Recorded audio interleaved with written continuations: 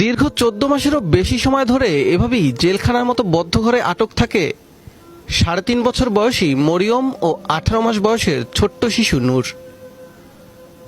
তবে কোনো অবহেলা কিংবা নির্যাতন করতে বেঁধে রাখা হয় না এই ছোট্ট শিশু দুটিকে। জীবিকার তাগিদে অনেকটা বাধ্য হয়ে তাদের অসহায় পিতা এভাবেই তালাবদ্ধ ঘরে রেখে যান ছোট্ট এই শিশুদের। বরিশাল সিটি কর্পোরেশনের 1 নং ওয়ার্ডের পশ্চিম কাউনিয়া হাজেরা খাতুন স্কুল সড়কের মোহাম্মদিয়া মসজিদ সংলগ্ন একটি ভাড়া বাসার এক কক্ষে এমন মানবেতর জীবন অতিবাহিত করছে দুই শিশু। দুজনের মুখেই স্পষ্ট কথা ফোটেনি। মরিয়ম আদো আদো নিজের কথা বলতে পারলেও কথা ফোটেনি ছোট্ট নূরের মুখে। দুই ভাই বোনের বাবা রনি শিকদার ফিরোজ পেশায় একজন রিকশা চালক। তিনি মরিয়ম ও নূরের একাধারে বাবা ও মা।